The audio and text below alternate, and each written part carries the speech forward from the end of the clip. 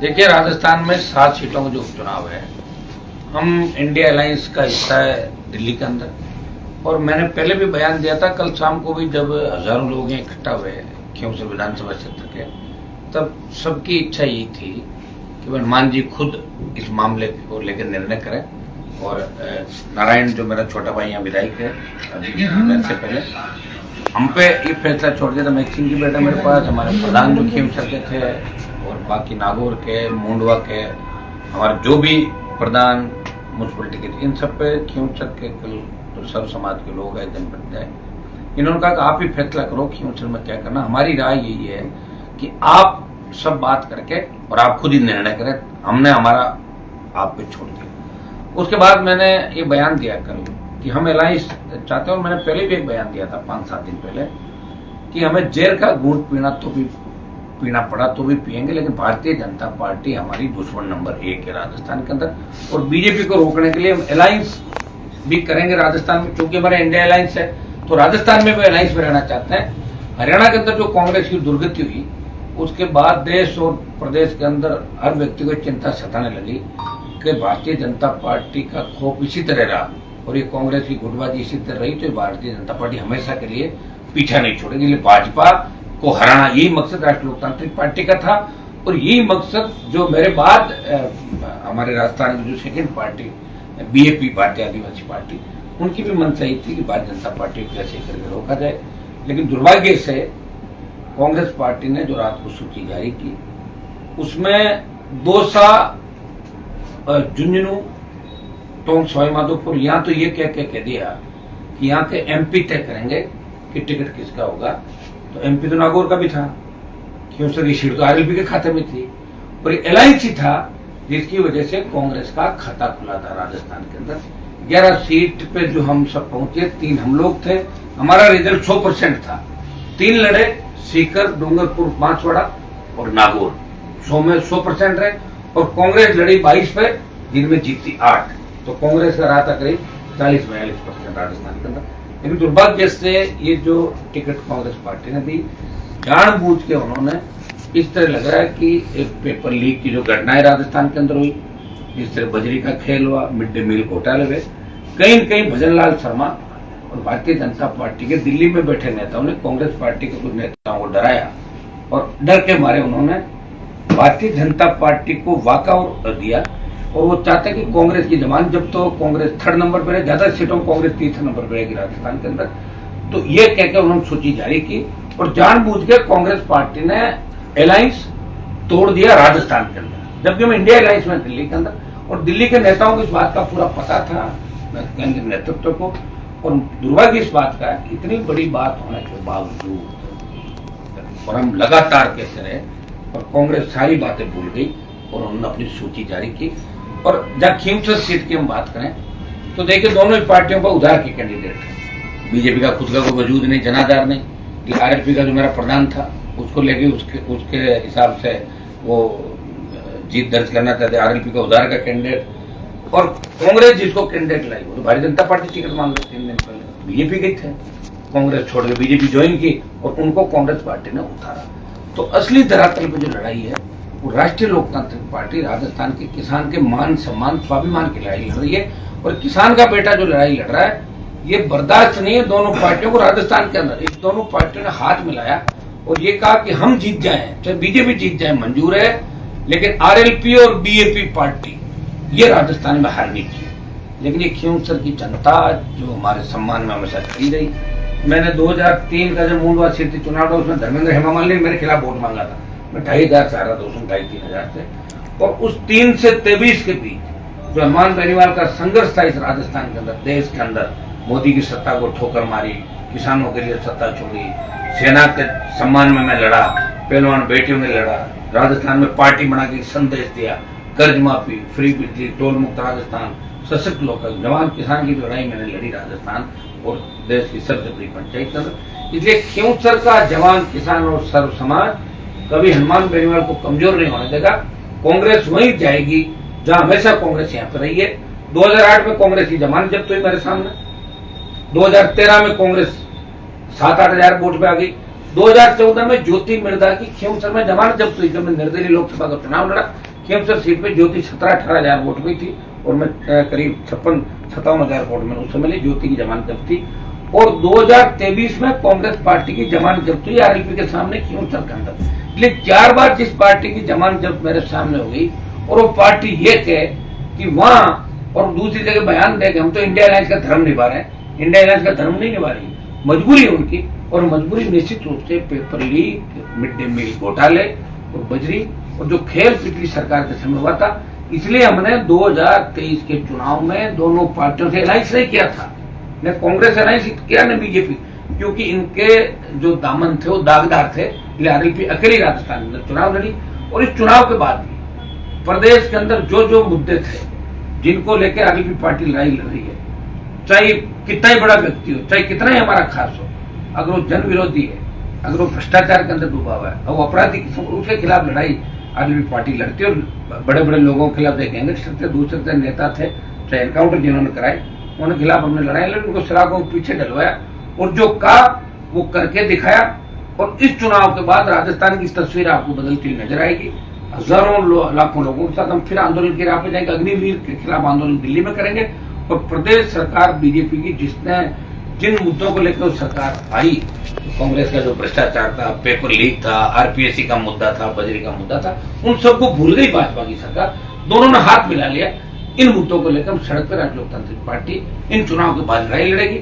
इस चुनाव के अंदर छोटे भाई नारायण बेनीवाल, हम रमेश सिंह जी, खींवसर के प्रधान मेघवाल जी, नागौर के प्रधान हमारी बहन मेघवाल जी, मुंडवा के हमारे जो नगर पालिका के चयनपुर प्रतिनिधि, मेड़ता की पूर्व विधायक इंदिरा बावरी जी, और इन सब ने और हमारे जो कल 1500-2000 प्रमुख लोग आए थे, इन सब की इच्छा थी कि एक बार और मेरे पे फैसला छोड़ने के बाद ये जो हमारी चुनाव समिति बनी है, इन लोगों ने रायशुमारी की।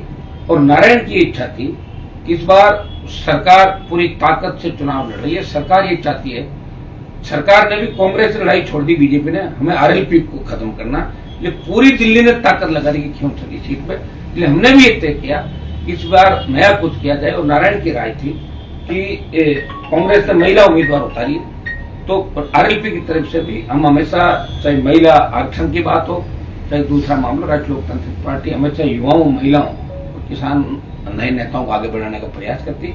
तो महिला प्रत्याशी के रूप में मेरी पत्नी को यहाँ से चुनाव के अंदर हमने राष्ट्रीय लोकतांत्रिक पार्टी का उम्मीदवार बनाया। निश्चित रूप से भारतीय जनता पार्टी और कांग्रेस का चुनाव का अता पता नहीं लगेगा।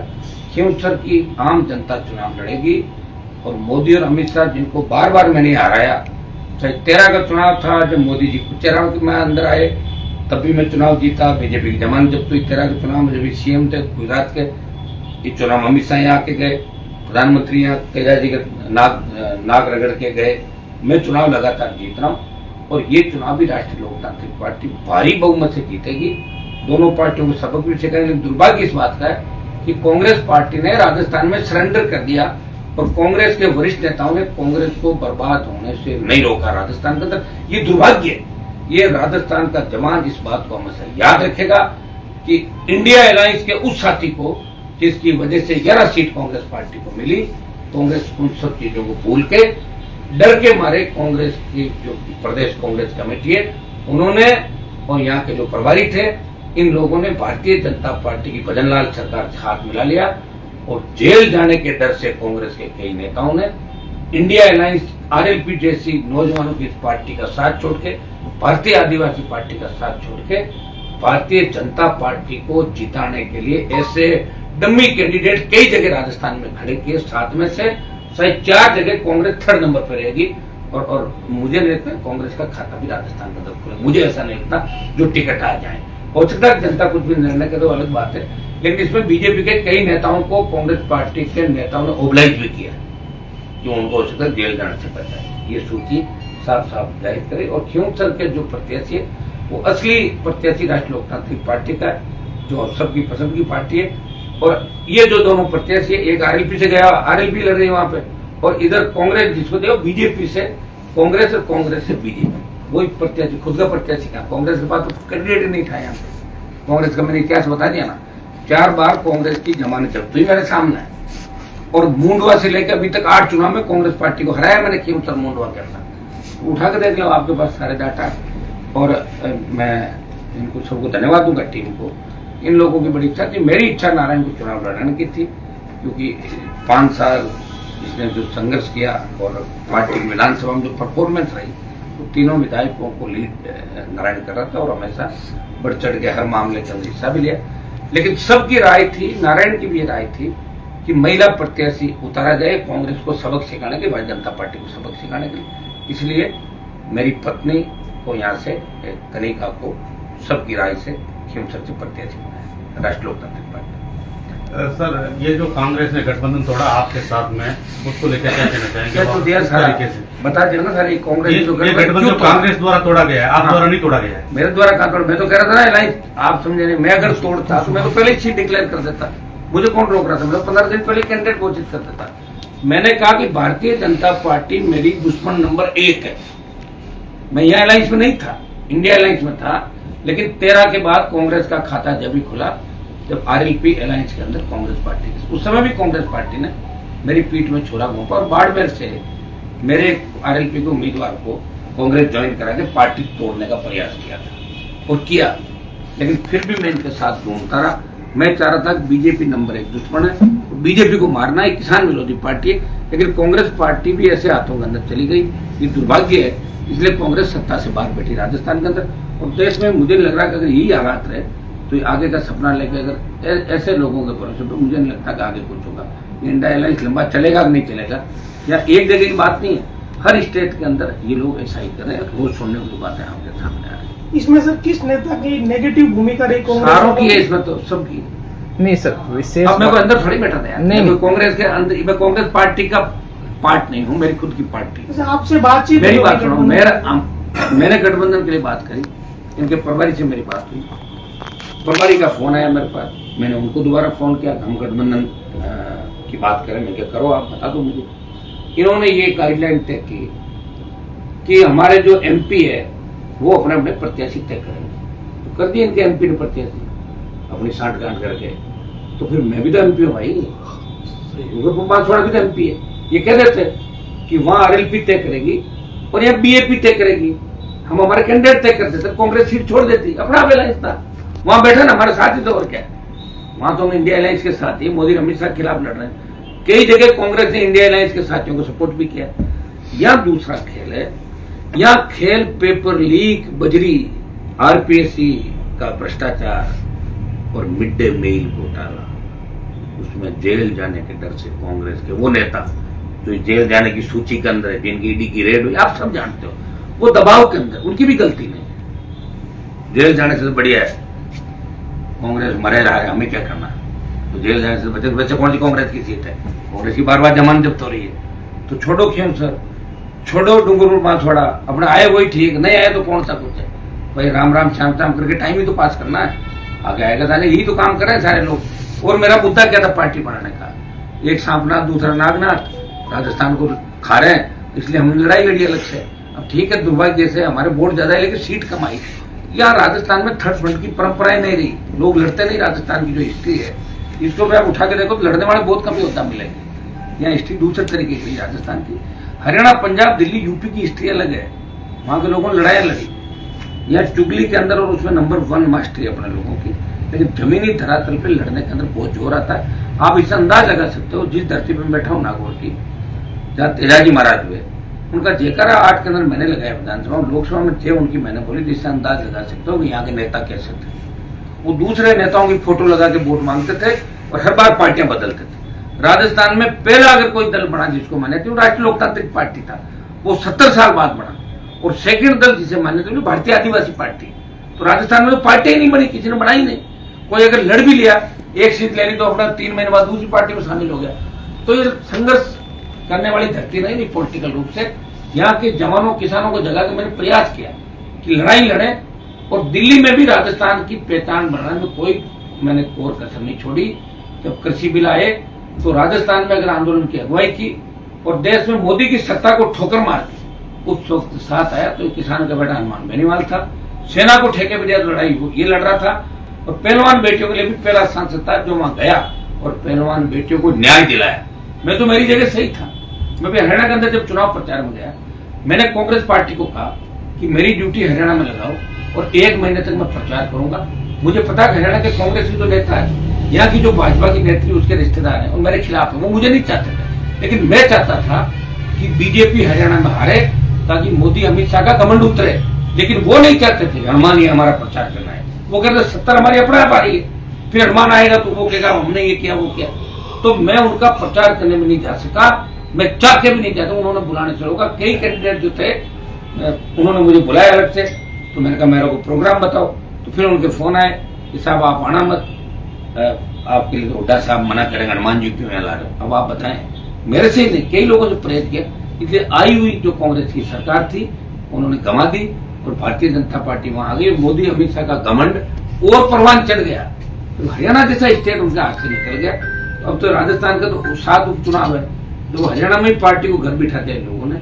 तो यहाँ तो आप जानते हो यहाँ क्या रहा, कैसी गुटबाजियां कांग्रेस में हुई, कैसे खेल पिछले 5 साल के अंदर आपने देखा होगा सारा तो नजारे आपने देखे। निश्चित रूप से कांग्रेस पार्टी के जिन नेताओं ने अगर पेपर लीक कराए भ्रष्टाचार के, चाहे वो बीजेपी के नेता हो चाहे कांग्रेस के हो, आप तो जानते हो वसुंधरा जी लंबी लड़ाई मेरी चली थी, चाहे इनकाउंटर राजस्थान के अंदर में उनके खिलाफ भी मैं ही लड़ा था राजस्थान की धरती पे, और उन सब को सलाखों के पीछे डलाया जो माफिया राजस्थान के अंदर थे। और आज फिर आपको कह रहा हूँ कि अब जो लड़ाई होगी इस चुनाव के बाद बड़े आंदोलन हम राजस्थान के अंदर करेंगे। वही हमारे मुद्दे होंगे, कर्ज माफी, अग्निवीर को लेकर दिल्ली की ओर कूच करेंगे, टोल मुक्त, सशक्त लोकायुक्त, ये हमारा मुद्दा होगा। और पेपर लीक के दोषी, बजरी मामले के दोषी, मिड डे मील घोटाले के दोषी और आरपीएससी के अंदर किन किन लोगों ने भ्रष्टाचार किया, किन के इशारे से किन को नंबर मिले, इन सबकी सीबीआई जांच को लेकर जो बीजेपी ने कमिटमेंट की वो हम याद दिलाएंगे भारतीय जनता पार्टी को भी लोकसभा के अंदर जब 17 होगा दिसंबर के अंदर, और यह सड़कों पे भी अब संग्राम होगा। राष्ट्रीय लोकतांत्रिक पार्टी राजस्थान की अस्मिता बचाने के लिए फिर दोबारा से जोरदार लड़ाई राजस्थान के अंदर लड़ेगी। और एक क्यों सर टेलर है और पिक्चर बाकी राजस्थान। सर एक सवाल ये सर, कि परिवारवाद का जैसे आपने कहा था भाषण में कि परिवार से भी इस बार कोई कैंडिडेट हो भी सकता है नहीं भी हो, तो लास्ट में जाके परिवार से ही आपके उसका कारण आपको बता दिया ना कि कल 1500-2000 लोग आए, प्रमुख लोग। और देखिए कांग्रेस बीजेपी ने टिकट कब बांटा, किसी को पूछा था आपको भी पता नहीं कौन आएगा कौन नहीं, वहां गए दे दिया। बीजेपी के अंदर जिस तरह की गुटबाजी है, आज मैंने देखा कि आज खड़े करवा दिया हमारी नेत्री सबको इकट्ठा कर दिया, पता नहीं मन या बेमन कैसे हुए। और कांग्रेस के अंदर जो प्रत्याशी थे वो तो पता ही नहीं 15 मिनट पहले क्या होना वाला क्या नहीं। हमने ये कहा कि परिवार से बाहर में कैंडिडेट लड़ाऊंगा, हिमेश सिंह ने मेरे पास बैठे, वो भी हमारे पास नाम थे। लेकिन ये लड़ाई दिल्ली राजस्थान की बीजेपी और कांग्रेस और वर्सेज राष्ट्रीय लोकतांत्रिक पार्टी, किसान जवान की अस्मिता की और हमारी पार्टी की इज्जत का सवाल भी चुनाव। इसलिए चुनाव कैसे जीते इस रणनीति के तहत हमने जो रायशुमारी कराई उसके अंदर ये सब लोगों की राय थी। और नारायण ने विशेष रूप से इस मामले के अंदर इस बार हम सब मिलकर लड़ेंगे, हम फ्री भी रहेंगे सारे लोग। 3 लोग तो आपके सामने बैठे हैं, 4-5 जो हमारे प्रमुख नेता इधर उधर अभी प्रेस कॉन्फ्रेंस में बाद में दोबारा आपके सामने। तो जब हम कल नामांकन भरेंगे उस समय हमारी पूरी टीम आपको मंच पे दिखाई देगी और निश्चित रूप से भारी वोटों से राष्ट्रीय लोकतांत्रिक पार्टी जीतेगी। मुझे आरएलपी को जिताना है, भाजपा और कांग्रेस को भगाना है। और जीताओ कैंडिडेट कौन हो सकता है उसमें हमने कहा कि परिवार के बाद भी हम कोशिश करेंगे। परिवार के बाद मैंने प्रयास भी किया और मैक्सिंग जे में दांव खेलना चाहता था, सारी बात करी तो सारी बात ये निकली कि हमें इस बार कैंडिडेट महिला उतारना चाहिए जो बीजेपी को पछाड़ सके और कांग्रेस को भी सबक सिखा सके। इसलिए ये सारा मिलकर और प्रत्याशी करते हैं। सर लोकसभा में अशोक गहलोत पूर्व सीएम की एक बेहतरीन भूमिका रही थी सूत्रों से हमें पता चला गठबंधन में, तो इस बार क्या वो निष्क्रिय रहे क्या कि लोकसभा चुनाव में तो सचिन पायलट और अशोक गहलोत की भूमिका भी ठीक थी और पायलट भी लोकसभा चुनाव के अंदर ये चाहते थे हनुमान जी से अलायंस हो, दोनों नेता चाहते थे। और वो बाड़मेर और जो दिल्ली में बैठा है और एक हमारे शेखावाटी के रुमाल वाले ये नहीं चाहते थे कि अलायंस हो, क्योंकि इनको ऐसा लगता है कि अलायंस होते कि हनुमान अंदर नहीं आ जाए। ये तो अपना आपको मुख्यमंत्री मान के बैठा ना, बस शपथ ग्रहण बाकी है कि शपथ कब लें, तो सीएम को एडवांस में मान रखा 20-20 साल से बैठा है। तो ये नहीं चाहते, इनको कोई मतलब नहीं बीजेपी से हाथ मिलाए हुए सारे ये नहीं चाहते कि बीजेपी हारे, ये चाहते हैं कि दूसरे मजबूत नेताओं को हम रोके ताकि हमारी फोटो छपते रहे और हमारे भाषण चलते रहे और हमारी रील चलती रहे। इनको और किसी चीज से कोई मतलब नहीं। इनको मतलब है कि उनकी दुकानदारी कैसे चले। चाहे कांग्रेस मरे तो आज मरे तो अभी मरे, और कल मरे तो आज मरे, उनको क्या करना है। लेकिन लोकसभा चुनाव के अंदर अशोक गहलोत की भूमिका गठबंधन में थी और सचिन पायलट की भूमिका भी थी और मोहन प्रकाश जी की भूमिका थी दिल्ली के अंदर। गठबंधन के अंदर तो तमाम मुकुलवाद से लेकर तमाम लोग थे, प्रियंका गांधी भी थी, राहुल गांधी भी थे। लेकिन इस अलायंस के अंदर मैं उनसे बात थोड़ी करूंगा। वो तो इनको सोचना है कि भाई कांग्रेस को ये सोचना है कि बीजेपी को कैसे हराया जाए। कांग्रेस ने नहीं सोचा, कांग्रेस ने ये सोचा कि वो सरेंडर कैसे करें, कहीं हमें जेल में नहीं डाल दे भजन लाल। तो भजन लाल और दिल्ली में बैठे आकाओं, बीजेपी का आकाओं से डर के, और इन्होंने 7 में से मुझे लग रहा है कि 7 ही सीटें हराने के लिए की। और कई बीजेपी के नेताओं को ऑब्लाइज भी किया, उनके सामने कमजोर कैंडिडेट उतार के कई जगह पर आप उधर देखिए पूर्वी राजस्थान के अंदर। लेकिन जनता कोई जीता दे और बीजेपी को हरा दे, वो एक बात दूसरी। लेकिन कांग्रेस पार्टी ने अपनी तरफ से कोई तोड़ कसर नहीं छोड़ी। ज्यादातर एमपी जो यहाँ बने हम सारे इंडिया अलायंस के, डूंगरपुर बांसवाड़ा, इनमें 7 में से 1 सीट बीजेपी की थी, 6 सीट विरोध में थी। कायदे से तो 7 की 7 कांग्रेस और अलायंस को जीतनी थी। अब कितनी जीतेगी आपको पता लग जाए, चुनाव के बाद आपको पता लग रहा है, आज से पता लगने लग गया होगा। कांग्रेस पार्टी क्या चाहती राजस्थान में। उनको तो खुद के इतने गुटों में बैठी हुई कांग्रेस, 2 गुट नहीं, कम से कम 15-16 गुट है कांग्रेस के अंदर और 20 गुट बीजेपी के अंदर है। 5 पावर सेंटर कौन चला रहा है पता ही चल रहा है। भजनलाल को खुद को भी पता नहीं किसकी चल रही राजस्थान में। तो रोज देख रहे हो यार, सारी स्थितियां आपके सामने सारी की सारी। अब यह तो मीडिया आवाज उठा रहा है, हमारे जैसे कोई लोग बोल रहे होंगे राजस्थान में, बाकी तो सारा मिलाजुली का खेल है। तो लोग भूलते भी बहुत जल्दी है। आज की हवा कल भूल जाएंगे, कल की हवा परसों, टोल दे रहे हैं सड़क पे, वोट दे रहे हैं, पुलिस की प्रताड़ना हो रही है, फिर भी वोट उसी पार्टी को दे रहे हैं। वही लोग हैं, ये राज है, इधर पोस्टिंग ले ली, वो राज एसपी हमारा उस राज्य में था, इस राज्य में भी कह रहा मैं चुनाव जीता दूंगा। अब एसपी चुनाव जीता देंगे मुझे बताओ, या कोई डीडीआई की चुनाव जीता थे किसी को। लेकिन ऐसा बिठा रखा दिमाग के अंदर कि साहब हम यहाँ रहेंगे ना, हम ये करते हैं। ऐसी ये पार्टियां और ऐसे इनके आका है, जिनको जिनसे लड़ना उनसे लड़ नहीं रहे, तो जिनको नहीं लड़ना उनसे लड़ना है, पार्टियां लड़ रही है। आप बोलते हैं तो सर अब सेंटर में कांग्रेस के साथ गठबंधन रहेगा या विचार करोगे? देख लेंगे ना, वो तो आगे है, तो हमारे हाथ में किसको पूछना भाई। हमें तो बीजेपी के साथ तो है नहीं जा रहे हैं, बीजेपी के साथ वो हमारी मजबूरी भी कह सकते हो आप। बीजेपी को मारने के लिए हमारी मजबूरी है, और बीजेपी को मारने के लिए जो इंडिया अलायंस के साथ अलायंस में इंडिया गठबंधन से नाम गए। बाकी में एनडीए का हिस्सा था पिछली बार, लेकिन जब किसानों को आवश्यकता पड़ी तो सत्ता को ठोकर मार के सड़क पे आ गया।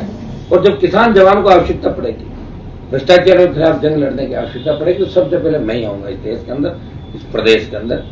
और मोदी की ईडी और सीबीआई हमें नहीं डरा सकती, और राजस्थान की सरकारें, इस राष्ट्रीय लोकतांत्रिक पार्टी और हनुमान बेनीवाल को नहीं डरा सकती। 20 साल से सरकारों से मैं लड़ रहा हूँ, और इस चुनाव में भी फतेह होगी, बड़े मार्जिन से हम जीत दर्ज करेंगे।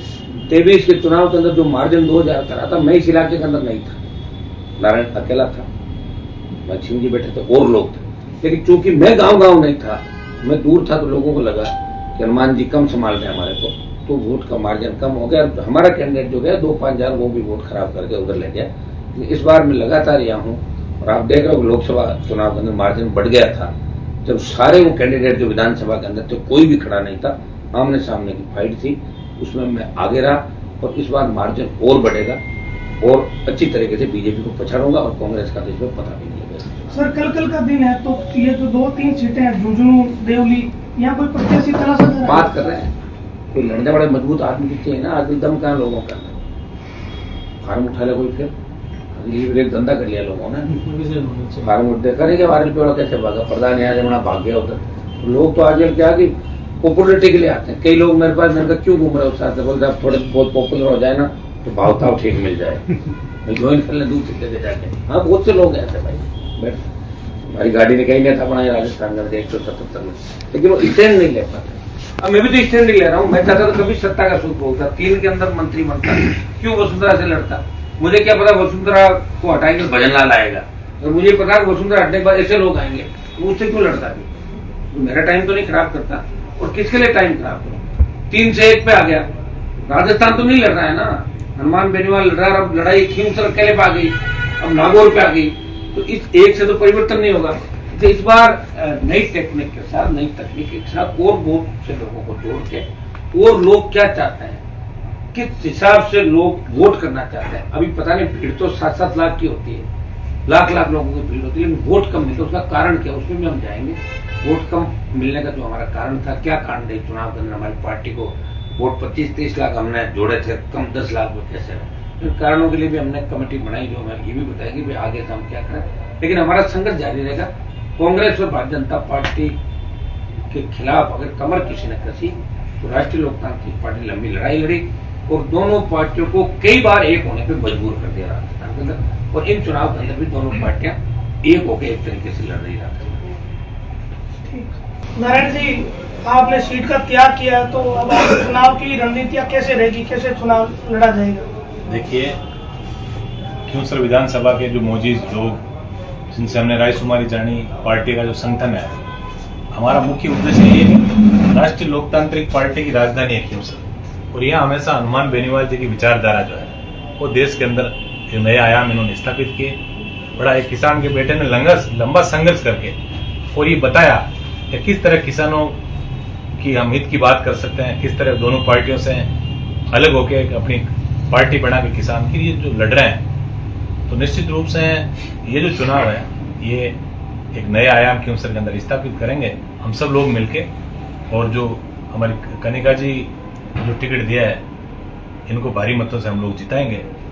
और चूंकि क्योंसर के अंदर चेहरा जो है हनुमान बेनीवाल की विचारधारा ही रही है हमेशा, चाहे मैं पिछला उपचुनाव मैंने लड़ा, लेकिन जो जीत का जो श्रेय या जिनको चेहरा हम कह रहे हैं हनुमान बेनीवाल जी का जो संघर्ष है निश्चित रूप से हो ही रहा है।